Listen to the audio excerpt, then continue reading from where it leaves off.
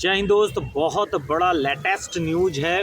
आपको बता दें कि आप लोग को पहले से पता था कि जो बिहार राज्य में भर्ती हुई है उसमें 50% से अधिक संख्या वाले अदर स्टेट के लोग भर्ती हुए हैं, जिसमें अदर स्टेट वाले भी SC ST OBC की छूट लेके भर्ती हुए हैं।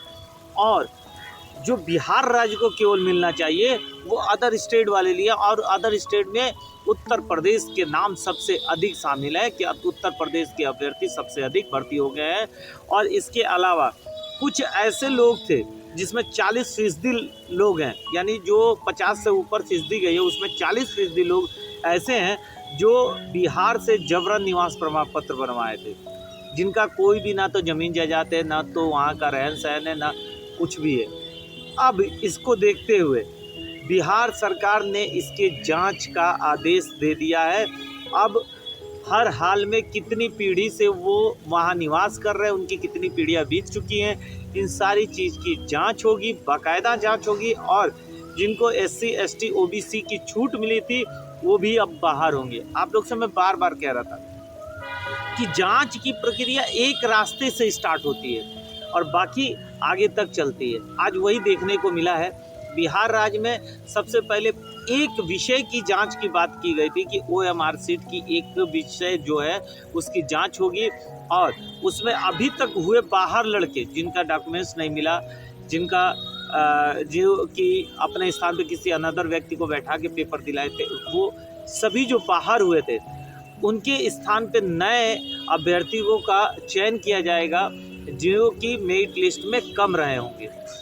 अब एक और नया मामला सामने आ गया कि अब हर जिले में जा के बाकायदा जांच होगा कि कितनी पीढ़ियों से ये लोग यहाँ रह रहे हैं और कितनी पीढ़ियाँ इनकी यहाँ बीती हुई हैं। वो गांव से पूछताछ भी होगा, उसमें बहुत सारे अधिकारी भी पकड़े जाएंगे।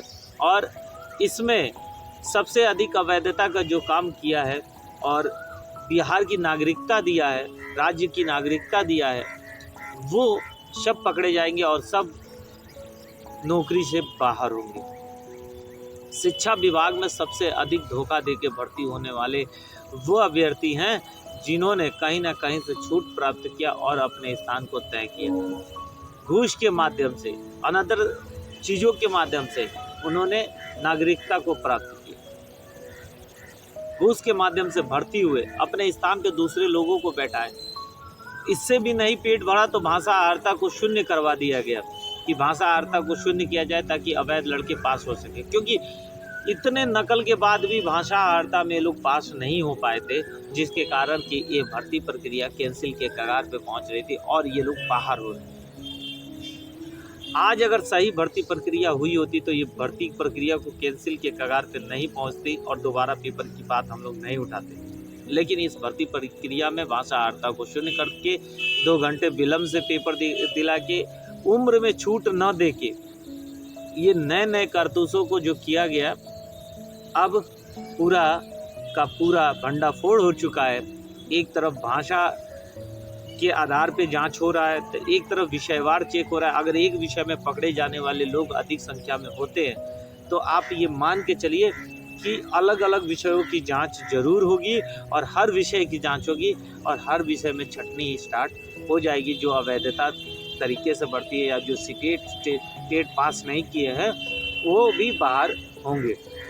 अभी बिहार राज्य का जो स्थिति इस समय बना हुआ है, पूरे भयानक स्थिति बन चुका है। अभी मैंने बताया था आपको, अपने पूर्व वीडियो में भी बताया था कि चाचा भतीजे एक साथ जाएंगे, और देखिए संभावना बढ़ गई है कि चाचा भतीजे एक साथ जाके केंद्र में सरकार बनाएंगे। जब केंद्र में सरकार इन्हीं की होगी तो जांच कौन करेगा? तो इसलिए कोर्ट पे निर्भर रहना, पहले ही से मैंने कहा था कि कोर्ट पर निर्भर रहिए, सरकार कभी जांच नहीं करने वाली है। और केंद्र सरकार तब जांच कर सकती थी जबकि वो राज्य सरकार से मिली नहीं होती तब। अभी मैंने आपको दोबारा बोला कि CBI की जांच करवानी है तो हम लोग के साथ भाजपा पार्टी पूरे तरीके से खड़ी होगी। आप लोग अपना सहयोग और सपोर्ट दीजिए, क्योंकि पार्टियां जब अलग होती हैं, जब विपक्ष में चली जाती हैं तो वो पार्टियां आपका ही सपोर्ट करती है, क्योंकि उनको मालूम है कि बड़े बड़े मुद्दे अगर वो लेके समाज के बीच आते हैं, देश में आते हैं, तो उनका अगला चुनाव कंफर्म हो पाएगा। तो ये सारे मुद्दे हैं।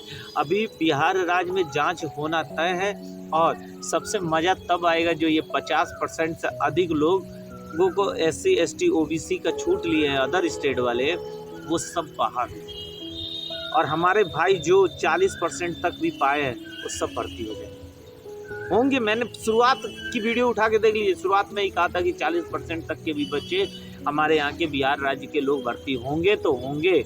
और ये देखिए आपके सामने सारी चीज़ें निकल के आ रही है कि बिहार राज्य में अब ये चीज़ें होने जा रही है।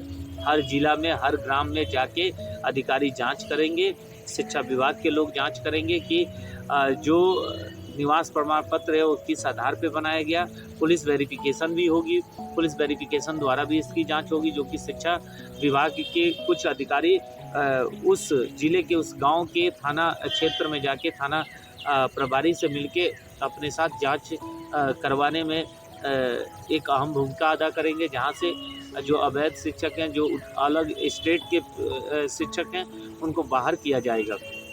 हमने शुरुआत से ही यही बताया है कि घबराना नहीं है, बस साथ देने की ज़रूरत है, जीतता है।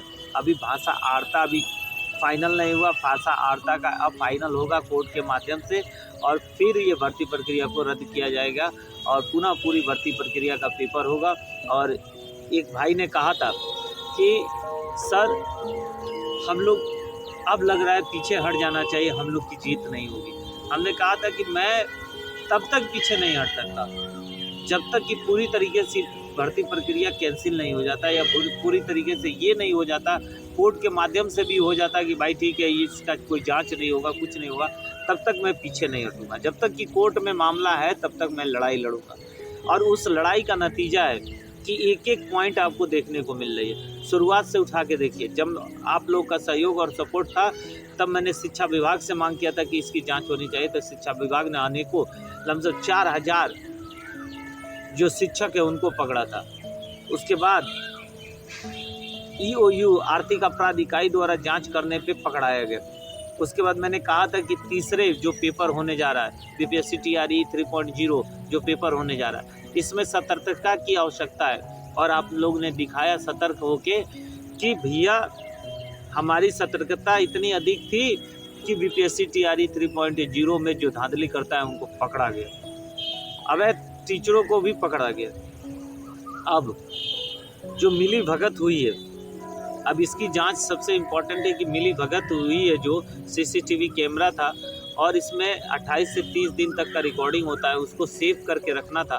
क्या ये सेव करके रखा गया है कि नहीं? अगर CCTV कैमरे का मामला अगर सामने आ जाए तो उस क्लास में उपस्थित बच्चों की संख्या तथा उपस्थित वो व्यक्ति जो पेपर न देने के लिए बैठा था और बाद में अपने स्थान पर दूसरे व्यक्ति को बैठाया था, वो किसके माध्यम से चेंज हुआ, वो सारा मामला उभर के सामने आएगा।